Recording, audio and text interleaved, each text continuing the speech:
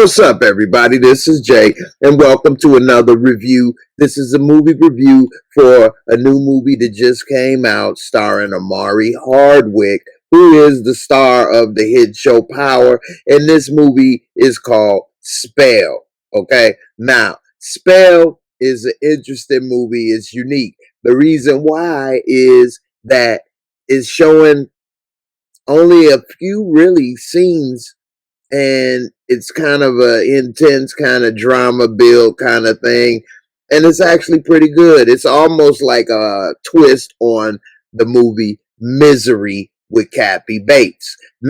All right, now if you're new to my channel, what I'm gonna do is I'm gonna give it a review first, and then after I give it a review, I'm gonna give a little real talk, and that's where I just basically give my real talk review about what I thought about the actors and everything. And then in the end of this video, I'm gonna do what is called the Mosco. That's my personal way of reviewing everything that I do. It's just simple 4 categories, and I'm gonna break it down. Each category worth 25 points for a total score of 100, and I'm gonna give you my rating, and then you can decide for yourself should you see the movie or not. So without further ado, let's begin. So, like I was saying, it's similar to the movie Misery with Kathy Bates and James Caan, which is actually one of my favorites. I know you remember that sledgehammer. It was hammer time, and she knocked that dude's ankles off. I mean, that was horrible. And I mean, woo, still scary to this day, make my ankles hurt. Nevertheless, this movie starts off with almost looking similar Omari Hardwick to his character in Power. He's getting dressed like Power season 1, episode 1, getting the suit on and everything, and his wife is locked inside the bathroom, and so she's saying knock the door down or call a locksmith. And so we see that he knows how to pick a lock, and he gets down, picks the lock, gets a freak. So while they're having their thing, we see he's some type of lawyer or whatever, and he handles some type of contract. So he's got a good job. He's well funded. He has a son as well as a daughter. Now we see while they were eating dinner that he's notified that his father died. Now he has an estranged relationship with his dad. He says that his dad was kind of strict, kind of tough, didn't mind sparing the ride, okay? And so now that the father's dead, even though he didn't want to, reluctantly, he decides to go and pay his final respects. So what we see is that he also is a pilot, and he's flying, and he's talking with the kids and the wife about how well he is at flying and different things. It is a small kind of propeller plane, private plane, but nevertheless, he's a good pilot. He finds a place to land for gas. That's when the weirdness begins. Now, where they're going is in the Appalachian Mountains area. And so when they get there and he lands for gas, when he go in the gas station, it's all kind of voodoo and witchcraft type things in there, snake heads and goat babies and, booger woogers and, booger wolf extraordinaire for sale. And so he sees all that stuff and kind of like blows it off as like, these people believing in this stuff, the backyard country bumpkins. And so him and the gas station attendant guy kind of have a little, problem, because the gas station attendant guy felt he was a little bougie. Anyway, he paid the gas station attendant, once he found out where he was going, said, "You won't take some of this stuff with you, boy?" And he said, "No, I'm good." When he was getting ready to leave, he saw the sheriff, and they had some words. He kind of let the sheriff know all these laws and rules about why he was able to, fly his plane to get gas right there in the middle of, the city. But it was really kind of the middle of nowhere. Nevertheless, they had a few words. They leave. Everybody in this movie is black. I don't think it's not a single white person in this movie. And so while he was inside the gas station, the local was kind of messing with his son a little bit with his phone and talking a little crazy. But when he found out where they was going, he was kind of getting up out of there. And he told them, he was out of there. Better yet, why don't you get 5G next time so your phone work better? Anyway, so they flying, and of course they run into the trouble in the middle of the flight, and the plane goes down. Now we don't see exactly what happened or where the people went. All we see next is Omari Hardwick waking up in the bed somewhere. And so he's waking up, his foot is wrapped up, he's tired, he's sore. And then we see Loretta Devine and a couple of other people come in. And then she, oh baby, it's all right, baby. Ah, you was so hot, but we gonna take care of you. Yes, we is. And so while they going through doing all that, he don't know what to think. He kind of thankful somebody rescued him, but then he don't know why she's not letting him get up and leave and find his family. Then she said, well, we didn't see no family, baby. We didn't see nothing but you. And so I gotta find my family, but where we got Miss Ellie, I gotta find my family. And so he wasn't able to find his family yet. She was kind of keeping him hostage somewhat, but he wasn't ready to give up. Now, here's the thing. She was into voodoo and witchcraft, and he didn't know what he was into and what was about to happen to him. Now, I'm not going to spoil this movie for you, but I am going to have some spoilers. Before I drop the spoilers, I will let you know. Okay? So, don't worry about that.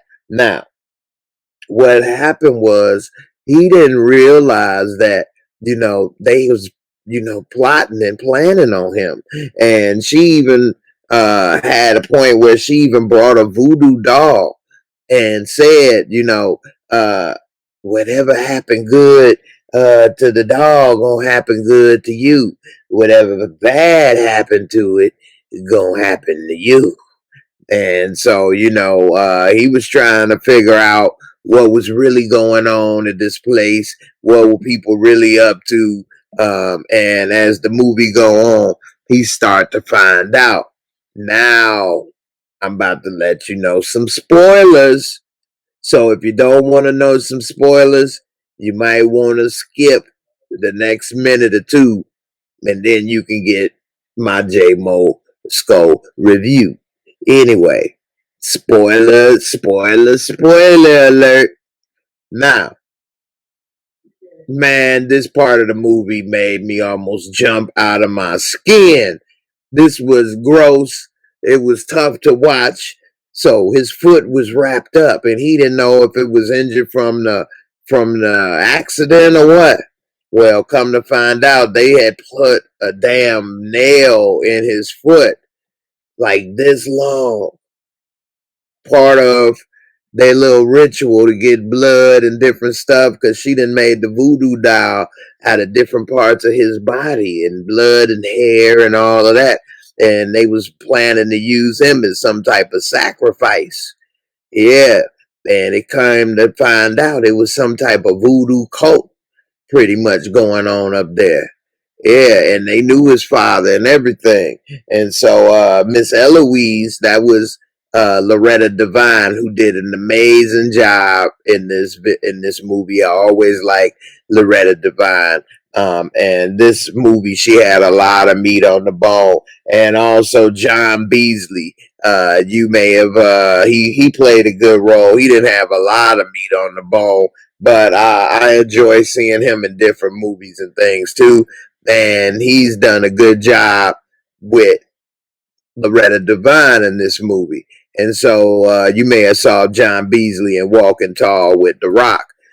So nevertheless, he finally finds out what's going on, and he realizes that they are trying to plot and plan for him to be a part of some voodoo ritual and his family.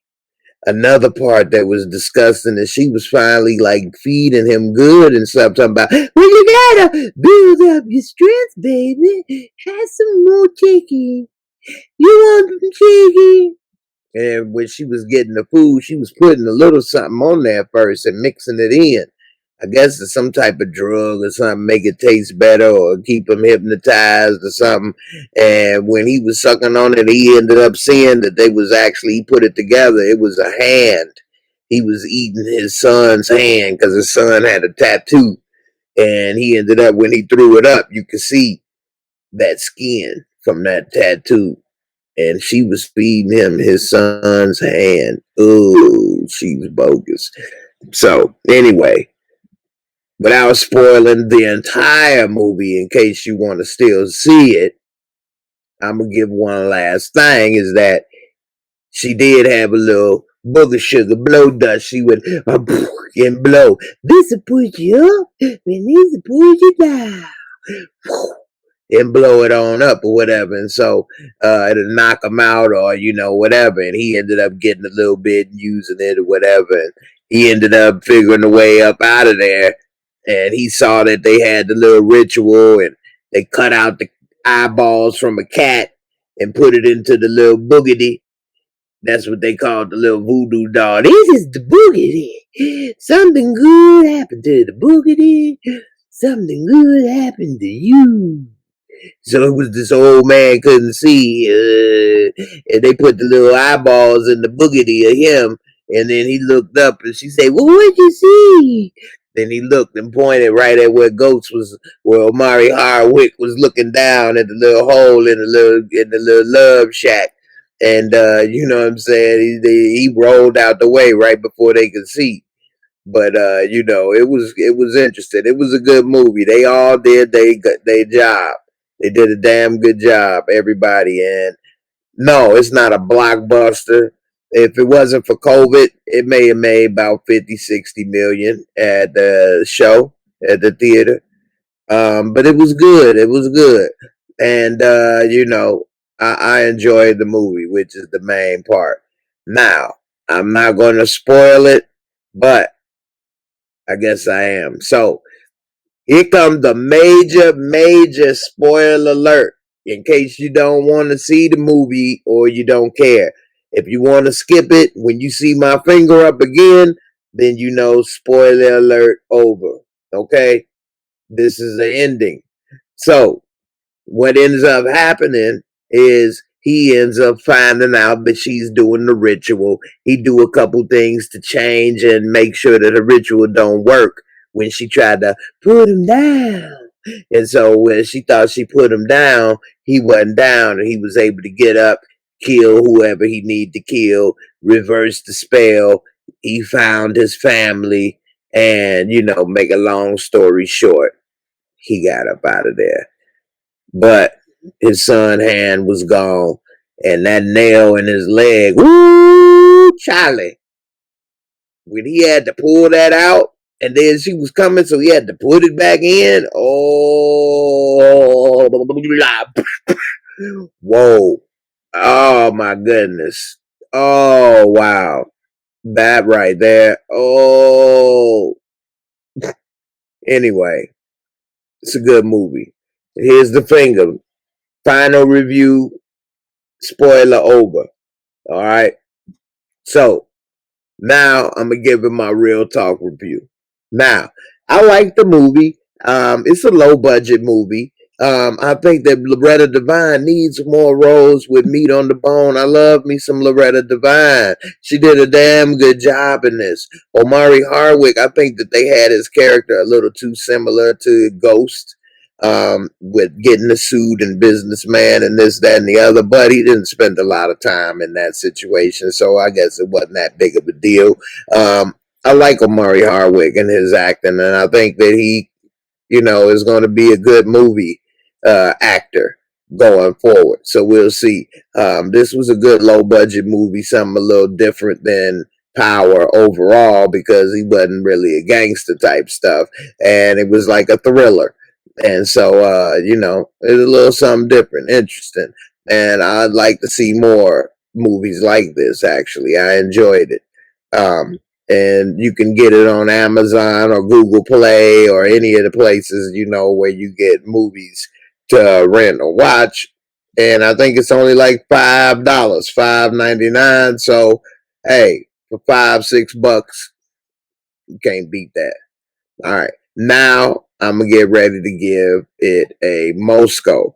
Now, category 1 is visuals in cinematography. Now, the visuals in cinematography, they did use good cameras, but it's not really the greatest camera work and things. They got a couple little things that they did that was interesting with the boogity, but overall, it was decent.